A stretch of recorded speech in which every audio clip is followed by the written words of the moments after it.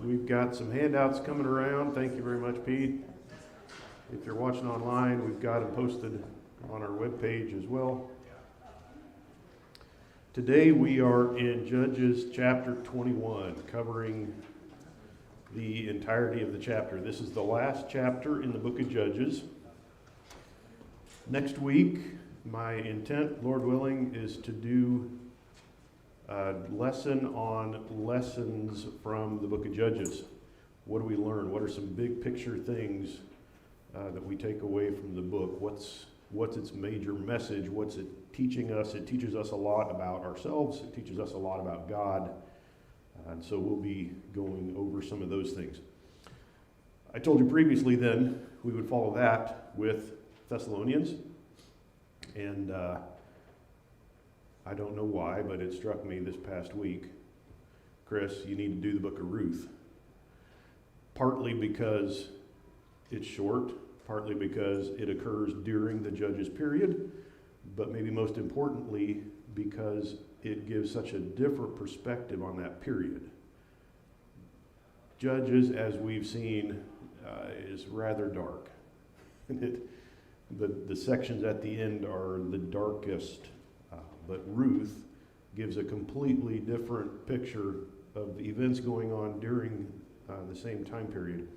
So I think I'm going to do that. Just take a couple weeks, few weeks, and run through the book of Ruth with you guys, and then move to 1st and 2nd Thessalonians. So just a heads up. That's not it with my housekeeping, because I've got a question hanging over from last week. And if you were here, you may have heard that. We had in Judges chapter 20 and verse 18,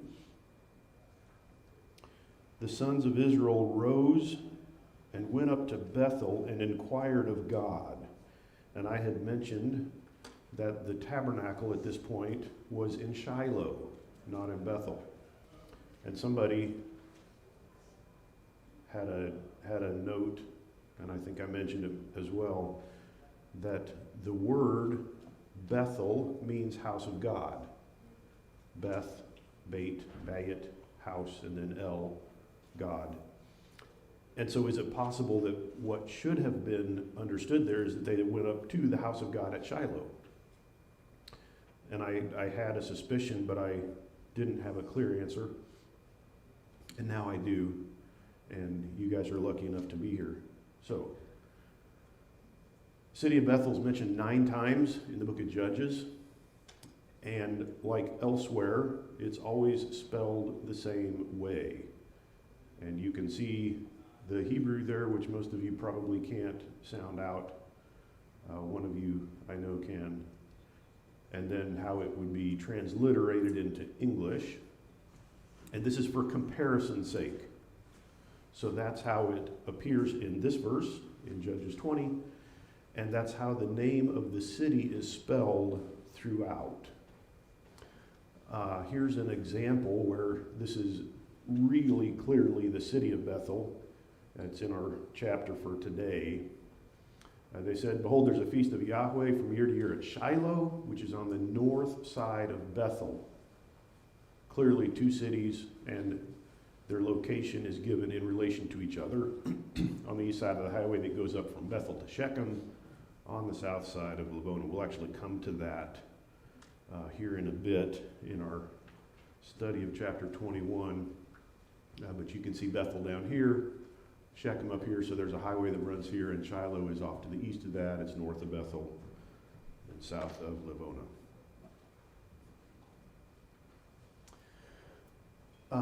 The tabernacle is referred to 1 time in the book of Judges as the house of God, and it's spelled differently, and it's always spelled differently in the Hebrew Bible when it refers to either the tabernacle or the temple, and you can see the comparison there. When it's referring to God's house, tabernacle, temple, it's spelled fully Beth Ha-Elohim instead of Beth El. It's Beth Ha-Elohim. So it's a different spelling. And in fact, this appears once in Judges.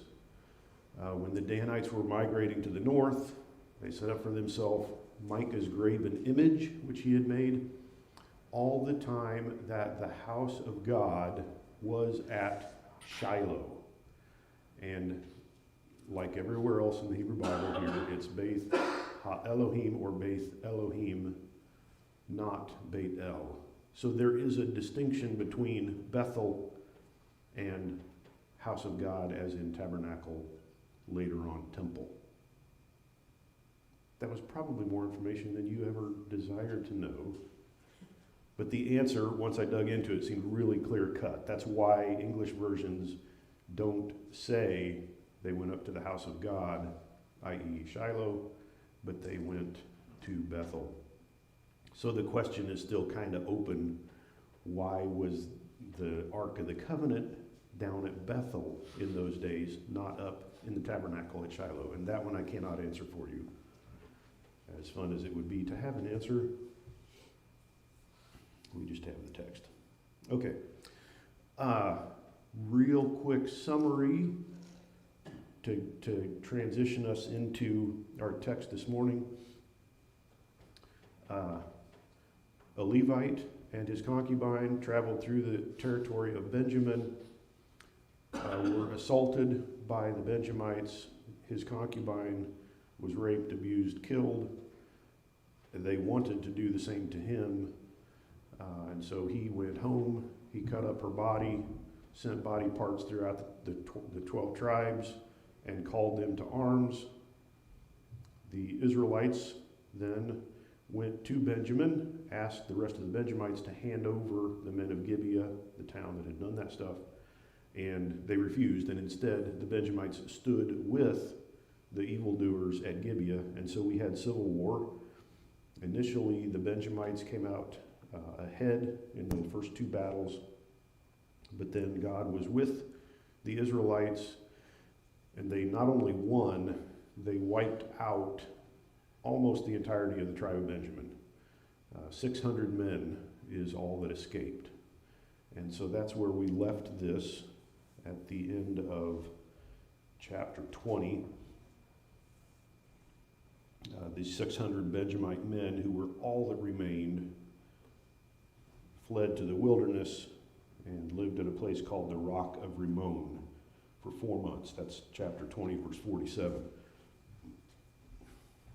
So, jumping into chapter 21, Judges chapter 21. Now the men of Israel had sworn in Mizpah, saying, "None of us shall give his daughter to Benjamin in marriage."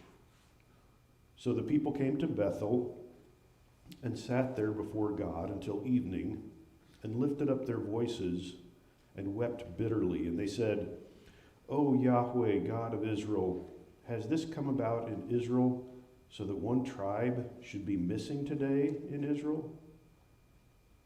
And it came about on the next day that the people arose early and built an altar there and offered burnt offerings and peace offerings.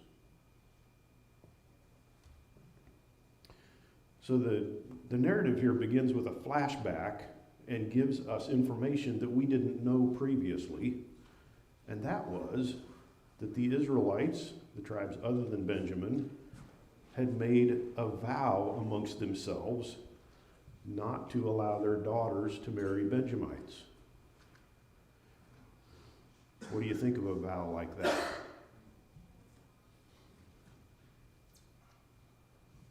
Good, bad, indifferent?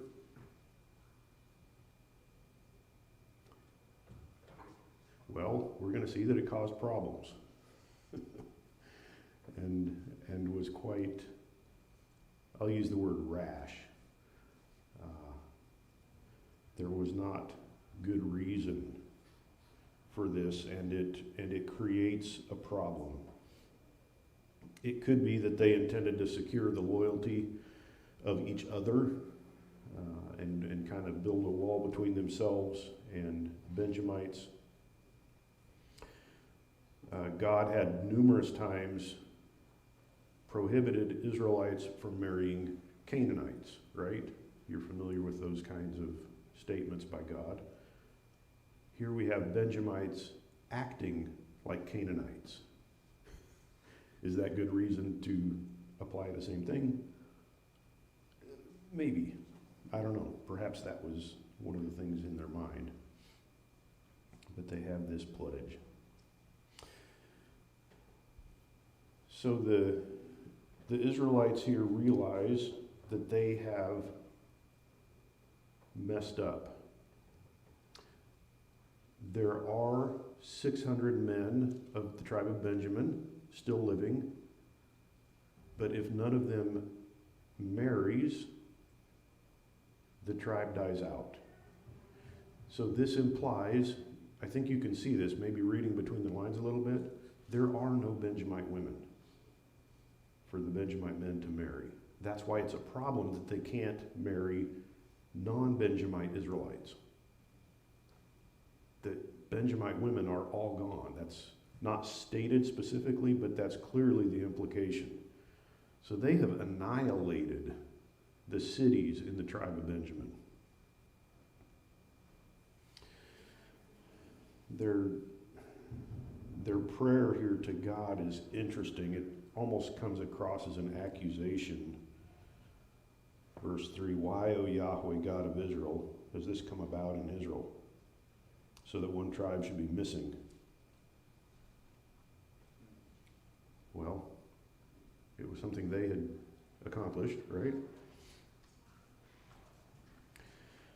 So they build an altar in verse 4 and offer burnt offerings and peace offerings. What does God reply to them? Anybody?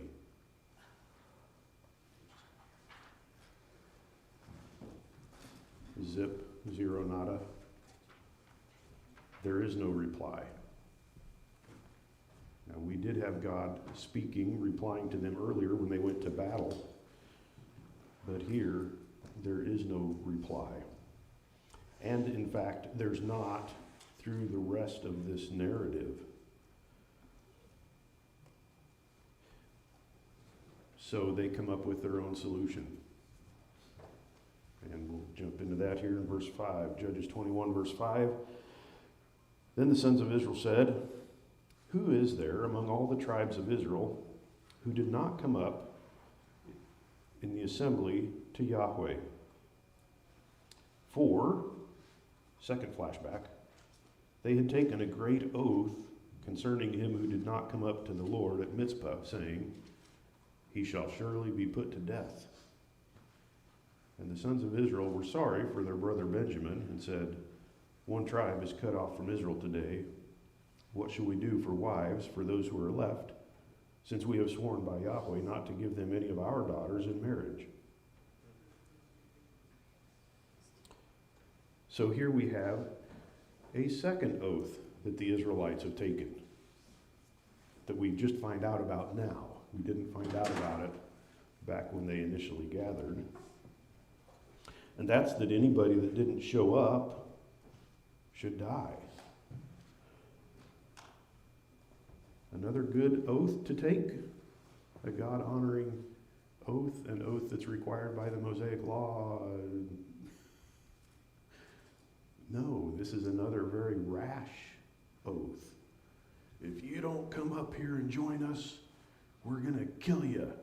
We swear by our God. It sounds a little bit like Jephthah. Whatever comes out of my house first, I'll sacrifice to God. Just a rash oath. We've got two of them here. No Israelite can marry his daughter off to a Benjamite, and anybody that doesn't come up here gets put to death. So what do they do with this? Today, one tribe has been cut off. It's actually not the typical word for cut off, karath, from my Hebrew student. It's a word that means to hack off. It's a more violent term. It's used for things like hacking off tree limbs or even human limbs. 1 Samuel 2:31, if you want to look it up. So verse 8, they said, "What one is there of the tribes of Israel who did not come up to Yahweh at Mizpah? And behold, no one had come up to the camp from Jabesh Gilead to the assembly.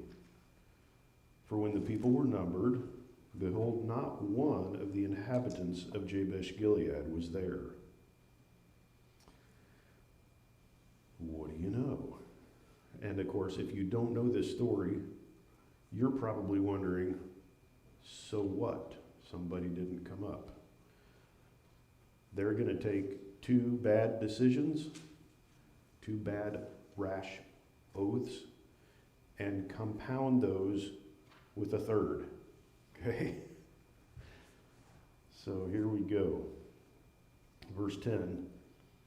When the people were numbered, that was verse 9. Verse 10, the congregation sent 12,000 of the valiant warriors there and commanded them, saying, "Go and strike the inhabitants of Jabesh Gilead with the edge of the sword, with the women and the little ones.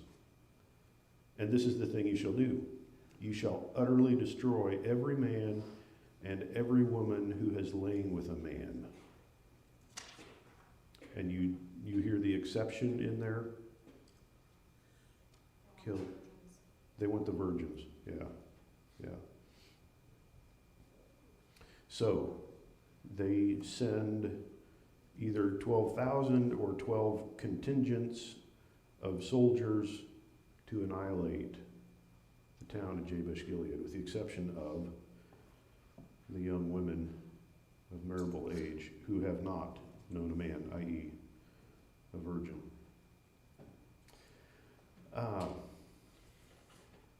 I'm not going to take the time to go through this in detail, but there is a somewhat similar account in Numbers 31, right before the Israelites move across the Jordan into the Promised Land, because Moses is a part of this.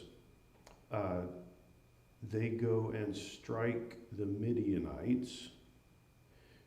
Interestingly enough, they send 12,000, 12 contingents against the Midianites, just like we see here. They kill everyone among the Midianites except for the virgins.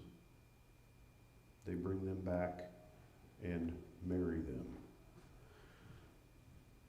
Do you remember who the high priest is at this time in Judges? Anybody? Phinehas. That's mentioned for us back in chapter 20. Guess who went with the group to wipe out the Midianites? Phinehas? Yeah, you're right. There's some interesting parallels between these.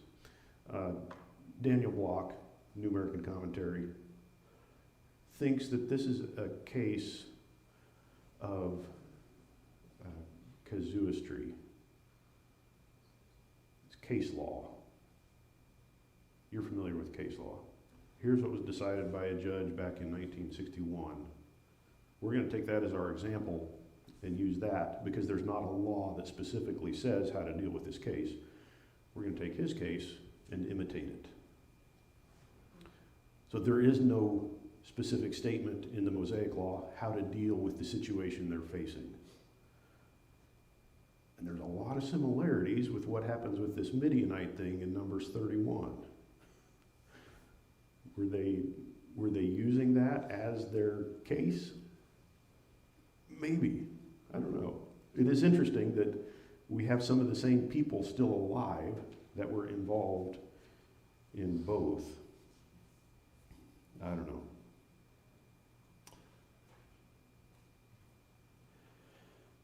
So, that was verse 11.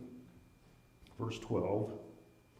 They found among the inhabitants of Jabesh Gilead 400 young virgins who had not known a man by lying with him, and they brought them to the camp at Shiloh, which is in the land of Canaan.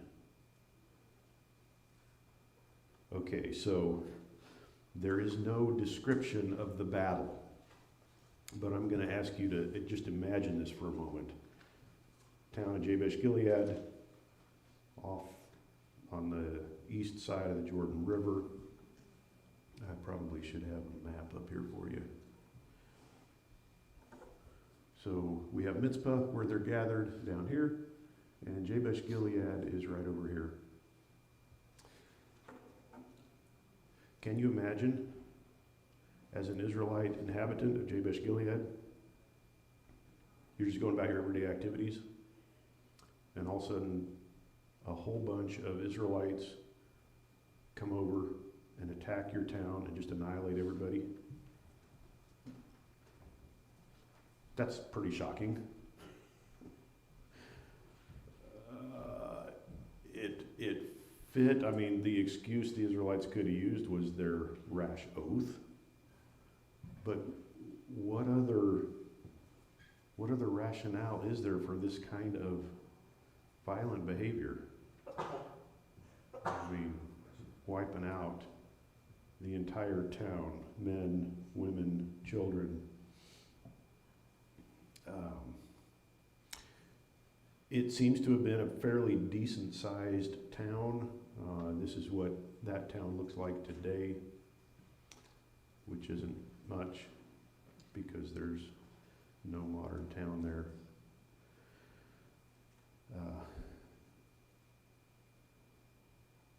They probably hoped for 600 virgins, because there were 600 Benjamite men that survived. They actually came up with 400 there in verse 12. They brought them back to Shiloh.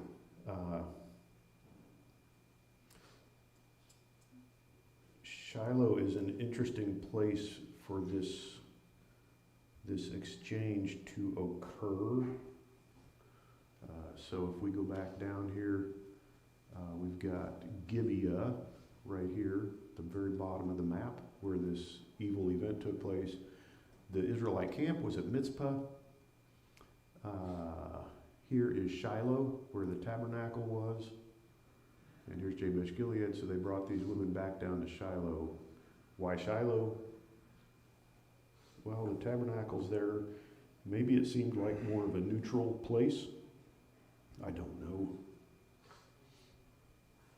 But that is the place to which they brought them. This is Shiloh from a distance today. The little red mark is one of the spots that's been suggested for where the tabernacle was set, but there's ongoing excavations there. And there's some indication they may have now actually found the place where the tabernacle was placed, but I will leave that for another time. Did you pick up here in verse 12? They brought them back to the camp at Shiloh, which is in the land of Canaan. There's an odd statement. We would have expected in the land of Israel. Why does the narrator say that the tabernacle is at Shiloh in the land of Canaan? Well, this has puzzled a lot of scholars.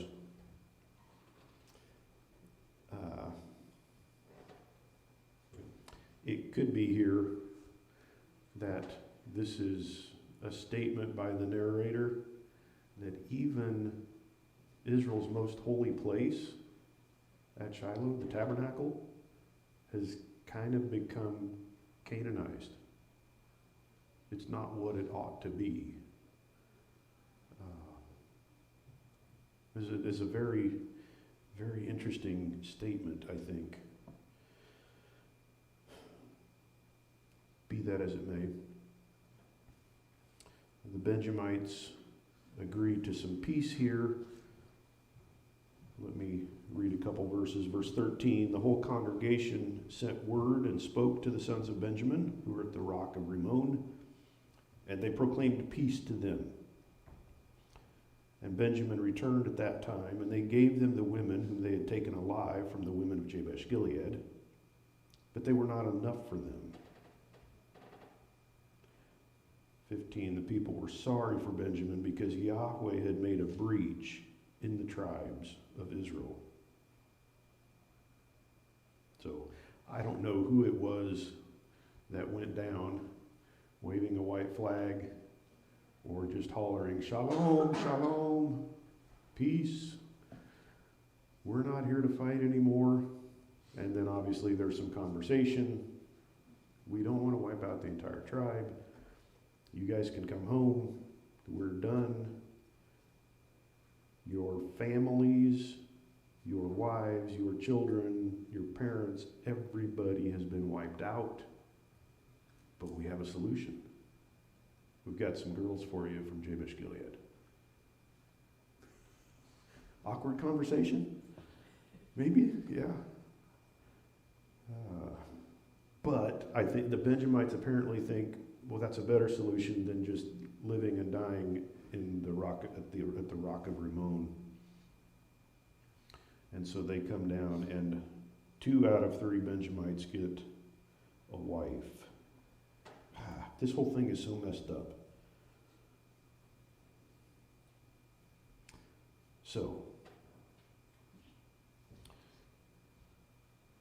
verse 16, the elders of the congregation said, "What shall we do for wives for those who are left, since the women are destroyed out of Benjamin?" And they said, "There must be an inheritance for the survivors of Benjamin, that a tribe may not be blotted out from Israel. But we cannot give them wives of our daughters." And here it's reiterated, "For the sons of Israel had sworn, saying, 'Cursed is he who gives a wife to Benjamin.'" So they've gotten a partial solution by taking women from Jabesh Gilead and killing everybody else at Jabesh Gilead.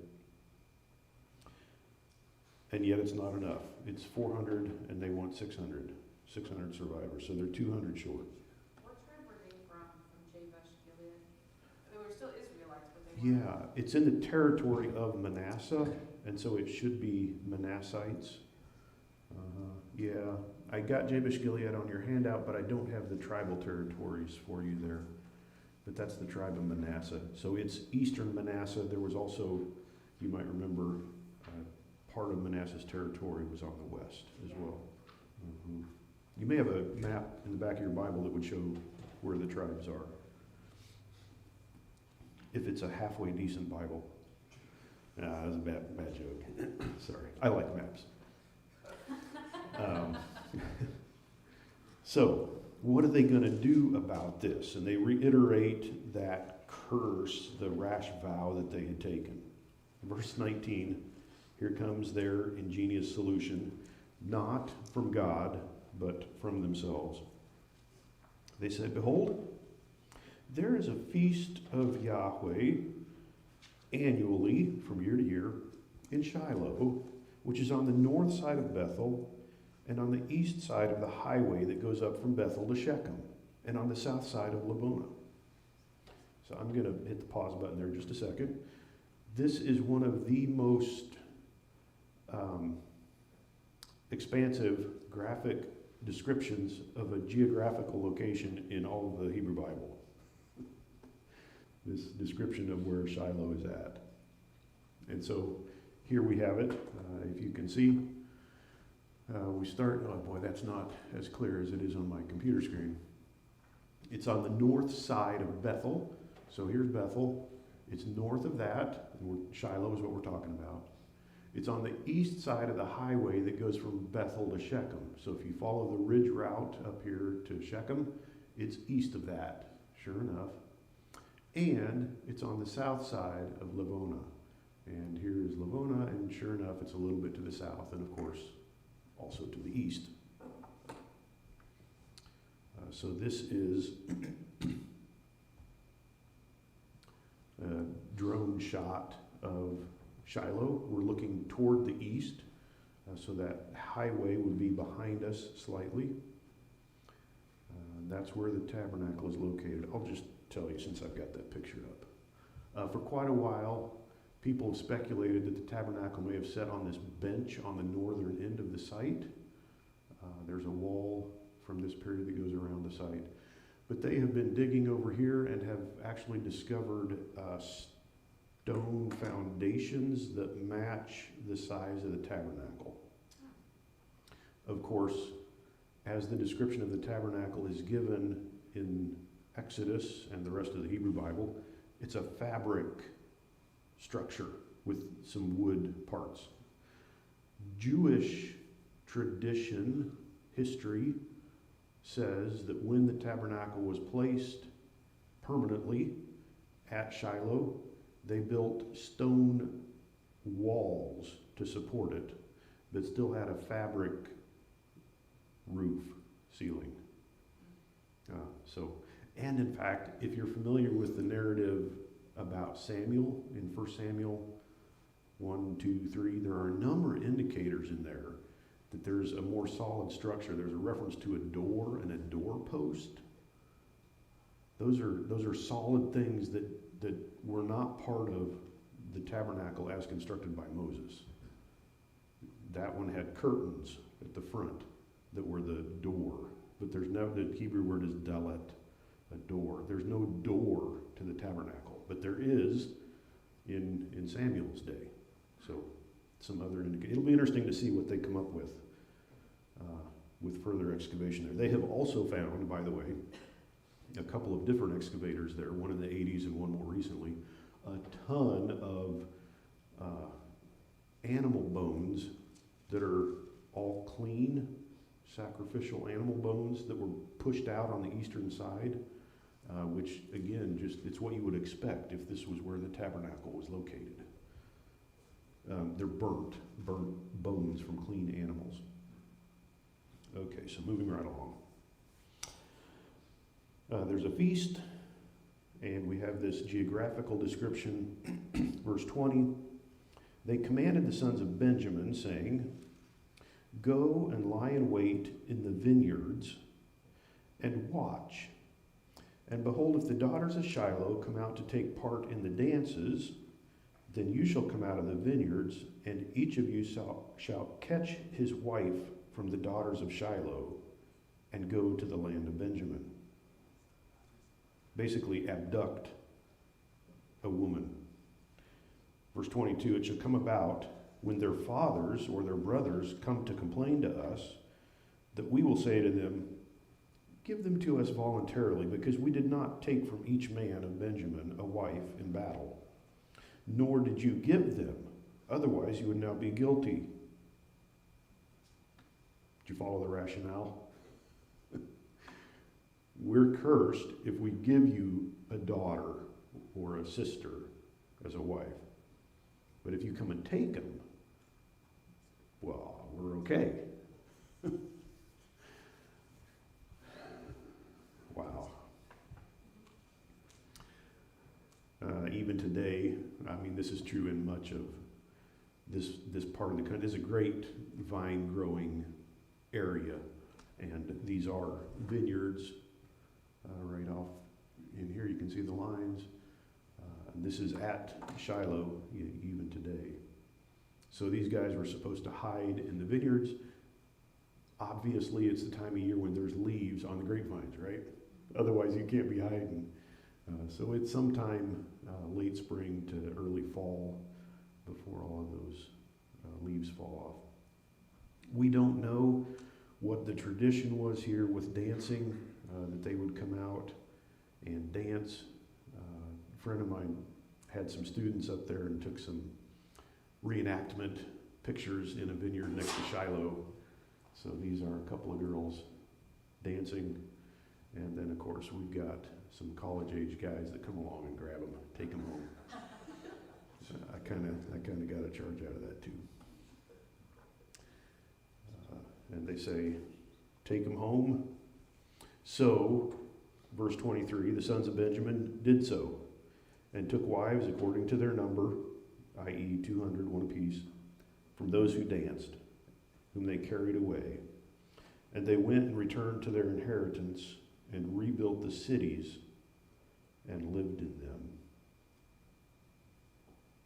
guess I didn't ask or answer the question of who the daughters of Shiloh might have been.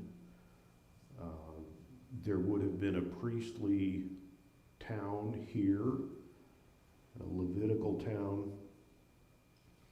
It could be that these women were a professional class, if you will, of musician, dancers, whatever, associated with this place where the tabernacle was. That's not mentioned in the Mosaic Law, that you would have women as a dance troupe at the tabernacle. It's not forbidden.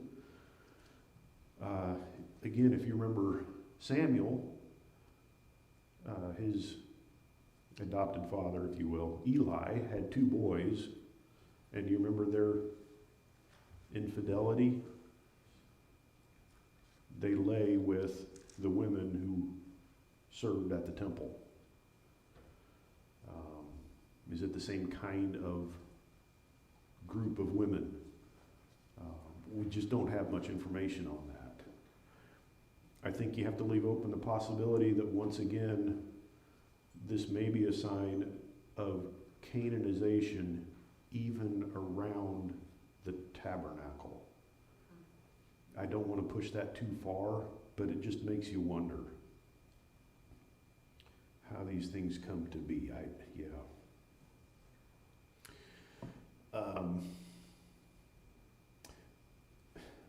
The abduction of these young girls is especially interesting in light of the context of this narrative. Because what was the problem that this entire battle sought to solve? Men who had forcefully taken a woman and abducted her, abused her, left her to die. And so what's our solution at the end of the battle? Do the same thing. Yeah, I mean, it's not exactly the same thing, but it's kind of close. Sin begets sin. And you're like, wow, Israel, really? And once again, I'll point out, there's no direction here from God. They go mourn before God, they sacrifice, but they don't wait until God tells them what to do. From everything we can tell here, these are their own ideas. They're just like, well, let's do this. Let's go wipe out a town and take all the virgins. That's not enough. Well, let's tell these guys they can abduct some more from this festival at Shiloh. It does not seem to have any input from God. Verse 24, the sons of Israel departed from there at that time, every man to his tribe and family, and each one of them went out from there to his inheritance.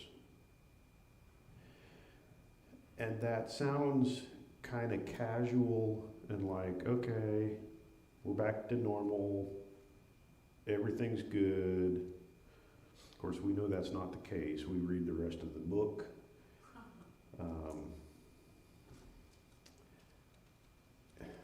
And you look at the aftermath of what has taken place here. And then, just in case you haven't followed the train of thought, the very last statement in the book is verse 25. In those days, there was no king in Israel. Everyone did what was right in his own eyes. It's the last statement of the book. And just in case you didn't catch it, that's not a positive statement. That's negative. Rather than following God, listening to the priests who instruct the people in the law of Moses, however you want to put it, everybody does what's right in his own eyes. And this is the result. this kind of evil and sinfulness is the result. Mm-hmm. So this whole thing started, right? They made an oath not to let their daughters marry. Before they knew there was only 600 members, right? So it went back, hey, these guys are equal, we're not going to do this. So they make this oath. Yeah. But they're so bound to that oath. That's where they come up with this convoluted plan, where they could have just broken the oath. Yeah. So what's the mindset that you would come up with this convoluted plan of sin, rather than just go back and break the oath and say, hey, we didn't know about there's only 600. Let's just, Yeah. God will forgive us for breaking the oath. Yeah. So why not just break the oath rather than do this whole convoluted thing? I mean, you're right. There's a lot of what ifs in here. They do seem very bound by the oath, and I'm going to tell you what I think is the impetus for that psychologically, and you might say spiritually.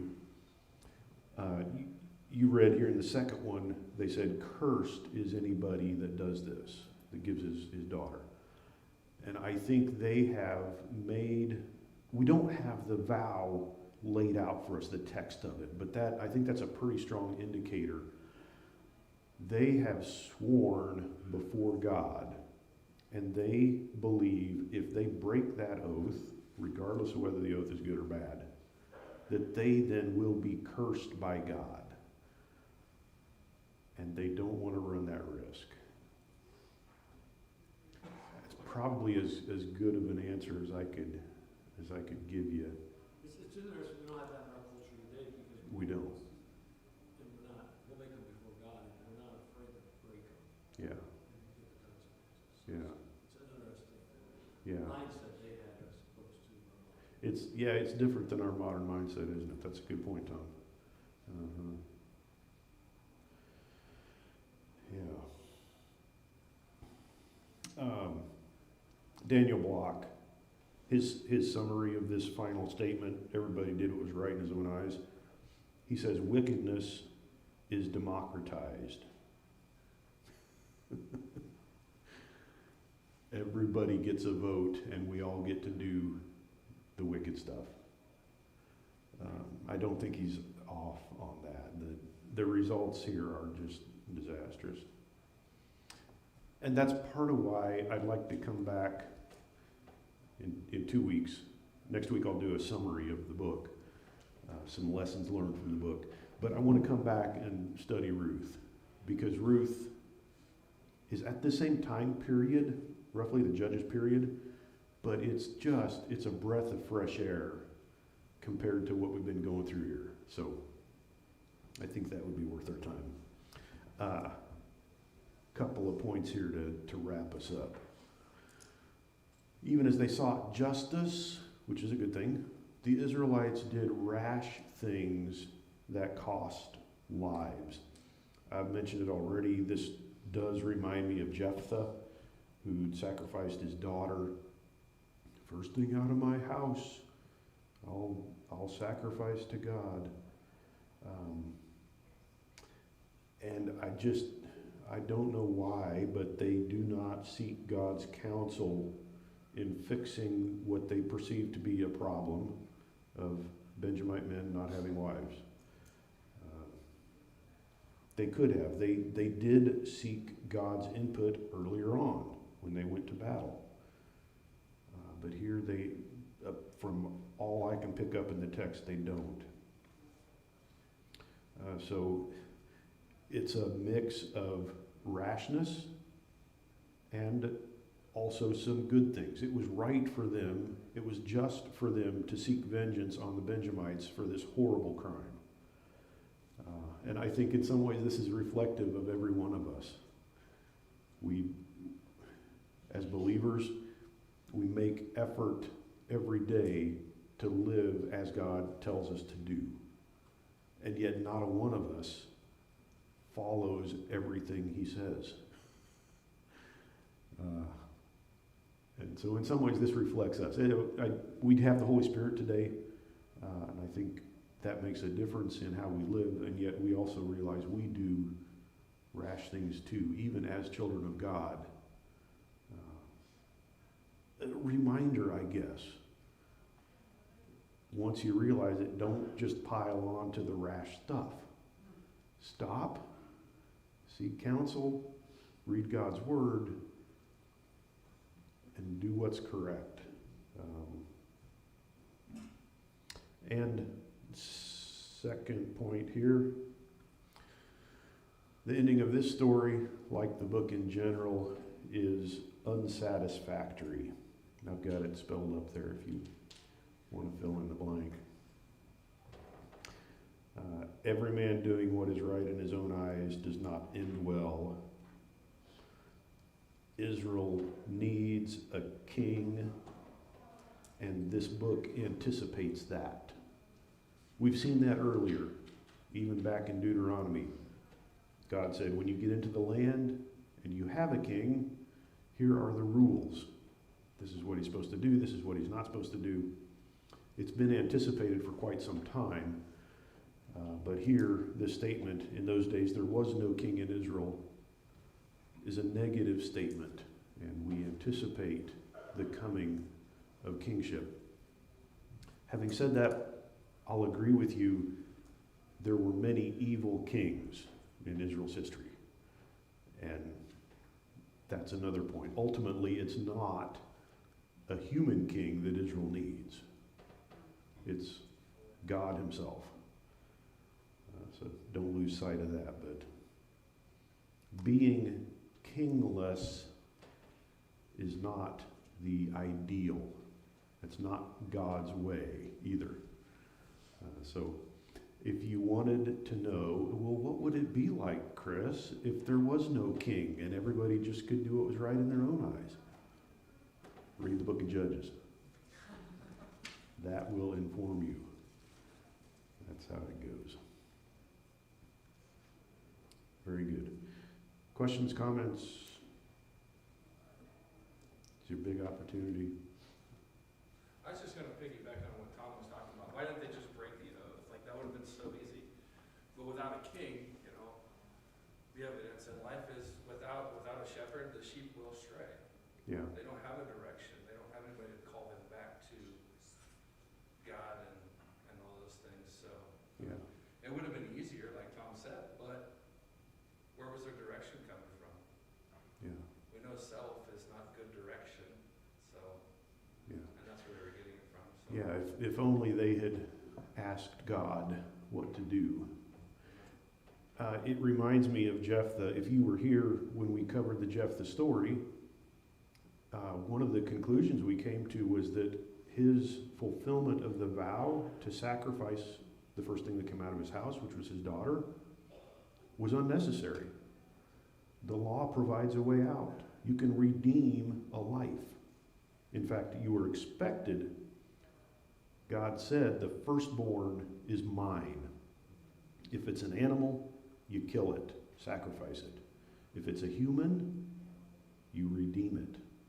You pay for it, so you don't have to kill it. God was not interested in child sacrifice. And there's a price that's listed. And Jephthah could have and should have redeemed his daughter. He didn't. Was he ignorant of the law? It kind of seems that way. I don't know, but I think here too, seek God's face. Go talk to the high priest. Ask God, what should we do now? We've been stupid. We've made a rash vow. What do we do? Instead of coming up with your own solution. So yeah, lack of leadership, lack of a king. We don't see Phinehas stepping in here. Yeah. Good enough. Well, thanks for your patience. And let me close with a word of prayer. Lord, thanks for your word. You reveal much to us here about ourselves, the sinful nature that we have, the evil that we bring upon ourselves, the evil that we are subject to from living in a sin-cursed world and among other sinful people. But you have provided salvation for us. You have provided a way out. You have given us direction. You have told us how to live and how not to live. We need your strength to be obedient to you and to follow in your ways. And so we ask for your help there. Pray that you would grant us grace. Pray that we would be quick to repent when we sin against you, and also pray that we would be quick to forgive one another in the same way that you have forgiven us. And we just pray that you would build righteousness in each of us, give us a fervency for following you, being obedient to you, doing what is just and righteous, and bring us around when we need it, and bring us to your side. Help us to follow in your footsteps. Thank you so much for your love for us and the way that you correct us and take care of us, and the way that you love us. We're so grateful for that. In your name I pray.